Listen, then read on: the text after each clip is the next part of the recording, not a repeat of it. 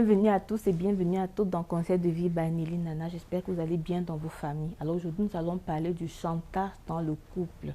Alors le chantage est simplement le phénomène par lequel un mari ou une femme va exiger de l'autre une manière de se comporter pour obtenir ce que cette personne voudrait. Vous comprenez très bien que de prime abord, le chantage est quelque chose de mauvais et de dangereux pour la consolidation du couple.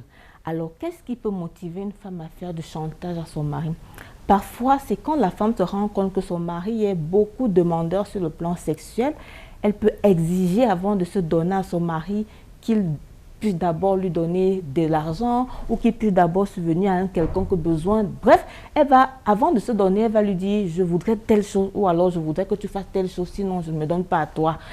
C'est vraiment mauvais. C'est également des cas où la femme se rend compte qu'elle a un confort financier plus important que son mari et elle va se comporter de telle sorte que de toutes les manières, si tu décides de prendre cette voie, je n'investis plus mon argent parce que c'est très bien que l'argent qu'elle a est important et nécessaire pour le couple.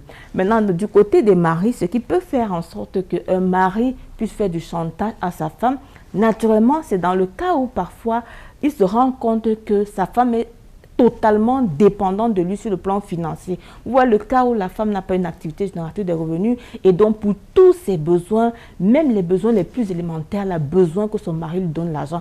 Un mari peut profiter de cette situation pour faire du chantage à sa femme. Le mari peut également profiter du fait que cette femme n'est pas une femme qui a appris à développer l'estime en soi et qui ne se valorise pas. Il peut utiliser le fait qu'elle ne sache pas se valoriser pour lui faire le chantage, pour lui démontrer qu'elle n'est pas une bonne épouse.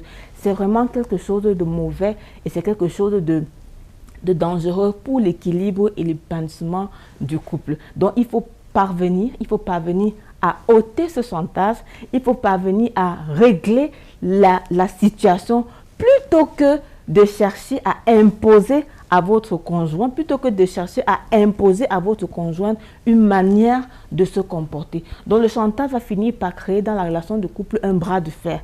C'est comme si on est dans un ring où chacun veut user des moyens de ses atouts pour pouvoir imposer sa volonté à une personne. C'est très mauvais. Nous parlerons de comment gérer les cas de chantage dans une prochaine thématique.